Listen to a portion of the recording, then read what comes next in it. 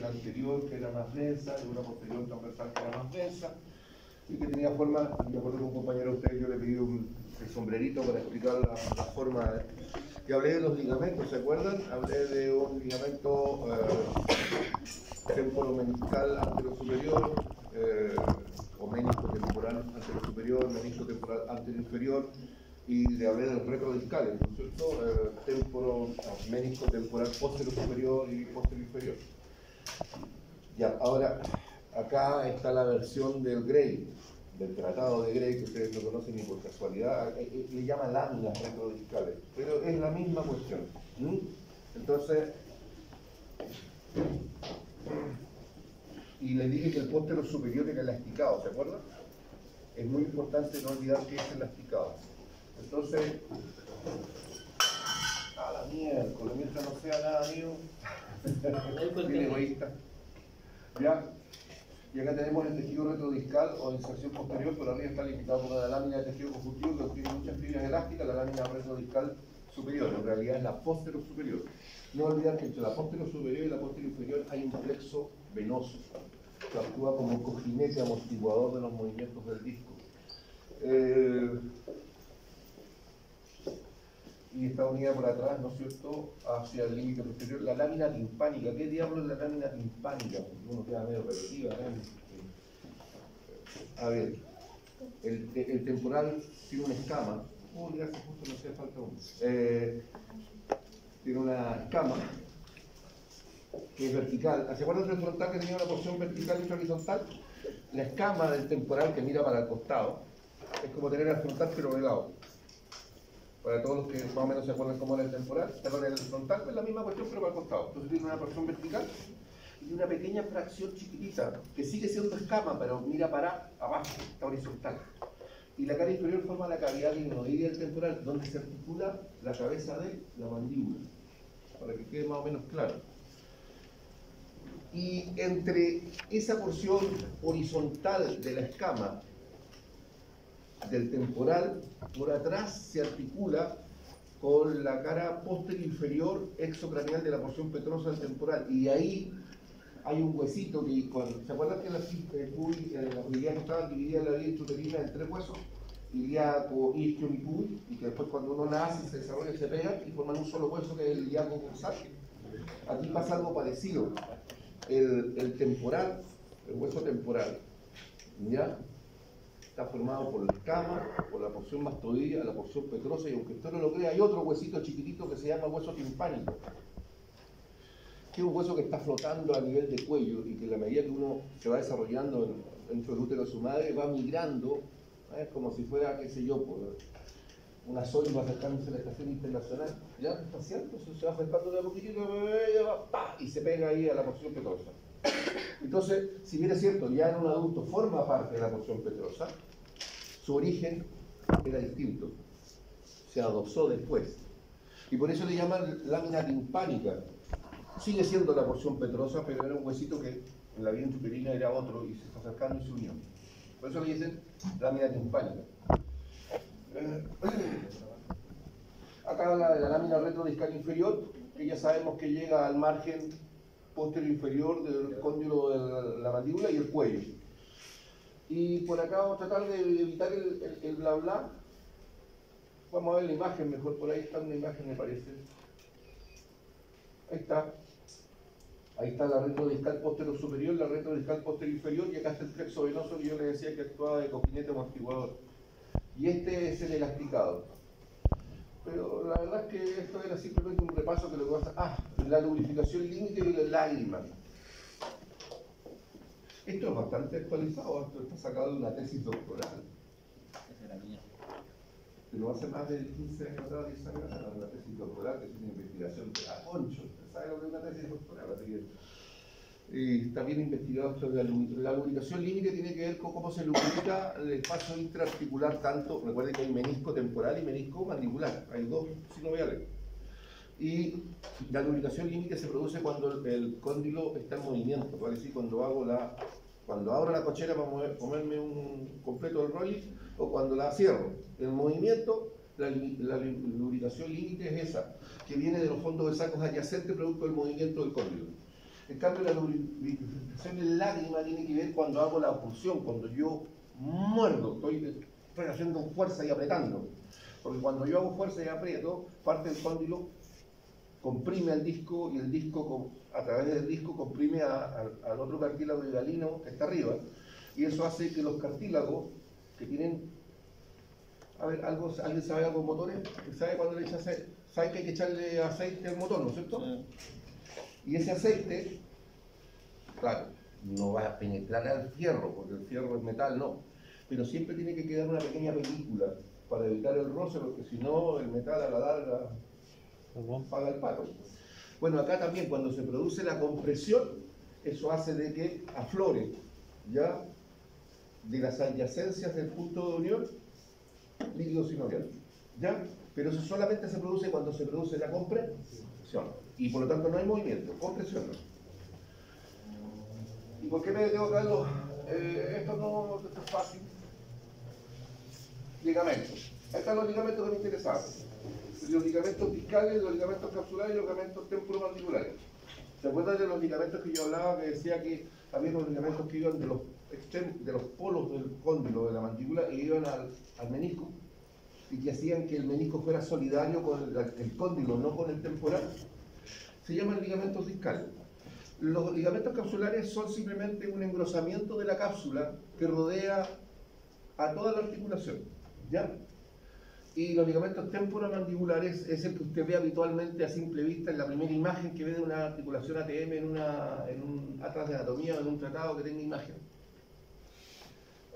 Los accesorios acá nombran dos nomás, yo nombré tres. El esfenomandibular, el pterigomandibular y el estilomandibular. Acá muestran solo dos. El esfenomandibular y el estilomandibular. Aquí están los discales. Y no dice otra cosa que lo que acabo de decir. Están formados por fibras de tejido conjuntivo colágeno y por tanto no son distendibles, actúan limitando el movimiento del alejamiento del disco respecto al cóndilo.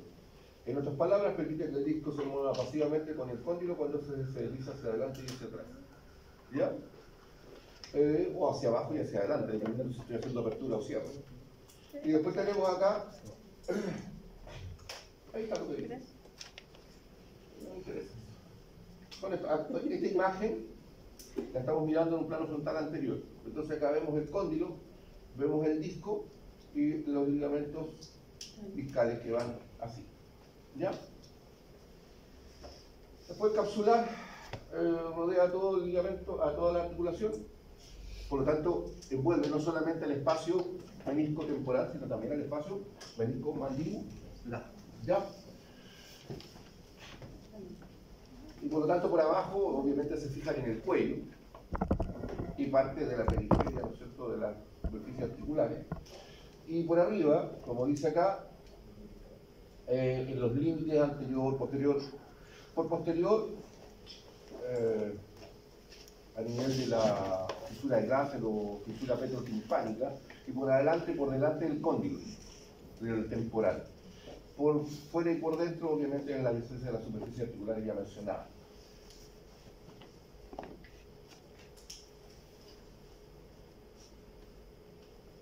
Ahí está el ligamento capsular. El que me interesa es el temporomandibular, porque tiene dos porciones, una oblicua y una horizontal. Tiene una oblicua y una horizontal. Y un segundito antes que se me olvide, porque después se me olvida y queda la crema. Asistencia, póngale la fecha. ¿Ya? La porción oblicua se extiende desde la superficie externa del tubérculo articular y la apófisis cigomática en dirección posterior inferior hasta la superficie externa del cuello del cóndilo. Si usted ve, ¿cuál es la función? Evitar la excesiva caída del cóndilo y limitar por eso la amplitud de la apertura bucal.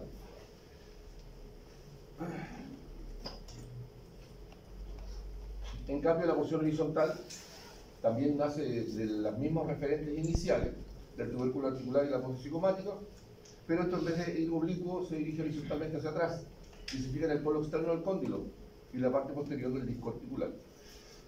¿Qué limita el movimiento hacia atrás del cóndilo? Vale decir el cierre. El otro limita la apertura, la porción oblicua, y la porción horizontal lo que limita es la función, el cierre de la boca. ¿No? Obviamente tiene que relajarse el pterigoideo externo. Acuérdense que el pterigoideo externo, ya lo expliqué en la clase anterior, lo que hacía es llevar el disco hacia adelante cuando yo hacía la apertura bucal. Ahí tenemos la porción oblicua y ahí tenemos la porción horizontal.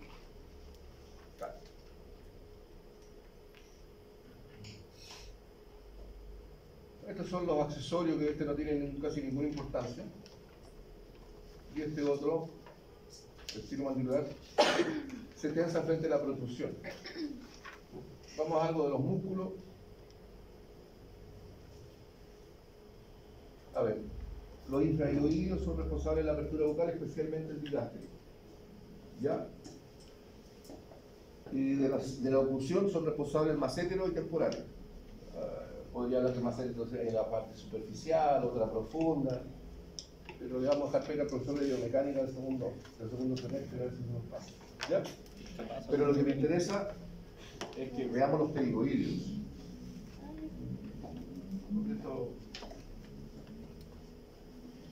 Bueno, acá se ve un poco acá la porción profunda y la porción superficial. ¿Ya? El temporal tiene 3 fascículos. ¿Se acuerdan que el pectoral tenía fascículos superiores, medios e inferiores? ¿Se acuerdan? Bueno, este también tiene fascículos. ¿Ya? 3 porciones, igual. Una anterior que está formada por fibras por dirección casi vertical. Una media, oblicua. Y por último, una posterior formada por fibras casi horizontales.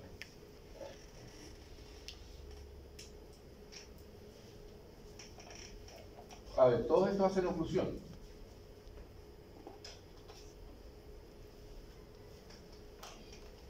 La porción anterior produce la elevación de la mandíbula en sentido vertical, la media produce elevación y la retracción de la mandíbula, y miren lo que pasa acá, en la posterior, de la elevación.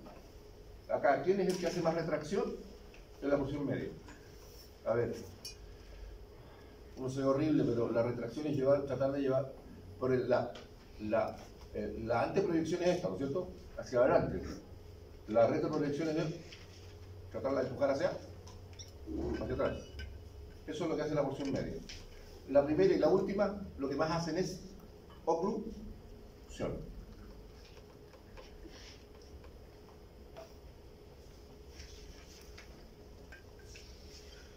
Me imagino que no necesito decir que el temporal se inserta en la cara externa del hueso temporal y de la cara exocraneal del ala mayor del esfenoide, y la aponeurosis temporal atraviesa el arco cigomático y termina insertándose distalmente la apófisis coronoides de la rama de la mandíbula.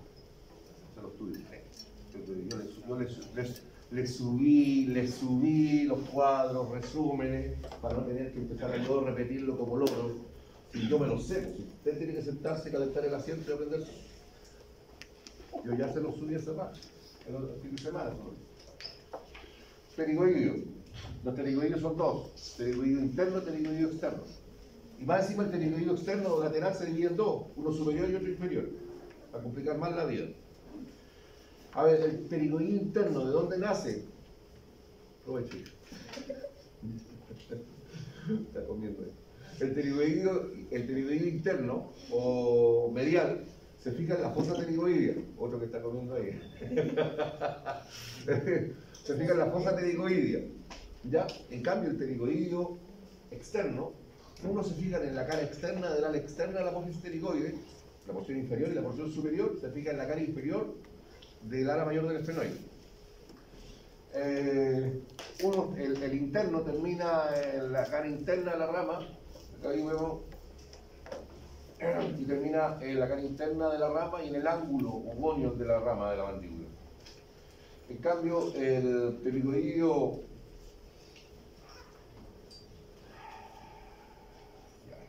ya lo dije. Dice la función del pterigoideo interno es la cierre de la boca con la contracción y también la protrusión de la mandíbula. ¿Qué es lo que hace el pterigoideo interno? Yo paso eso. Yo no soy adelante. Si no digo trabajo a hacerlo y me importa un rabano ridículo, ustedes no se les puede olvidar si se los pregunto en la prueba. Entonces, ¿qué es lo que hace el pterigoideo interno? Protrusión. Allí. Que quede claro. Y después tenemos el pterigoideo externo, recuerden que tiene dos porciones, una superior y otra inferior. ¿Dónde va? Este va desde la cara externa de la lámina pterigoide externa, que ya lo dije, y se extiende hacia atrás y hacia arriba y hacia afuera y hasta insertarse en el cuello del cóndilo. A diferencia del otro, que se fija en el disco. También un poco en el cuello y la cabeza, pero particularmente en el disco. En la contracción simultánea derecha e izquierda, los cóndilos son traccionados desde la eminencia articular hacia abajo y producen la protrusión de la mandíbula, igual que el otro. Y la contracción unilateral hace medio protrusión de ese cóndilo y origina un movimiento lateral de la mandíbula hacia el lado contrario. ¿Qué es lo que se llamaba eso? Biducción. Yo lo dije la semana pasada.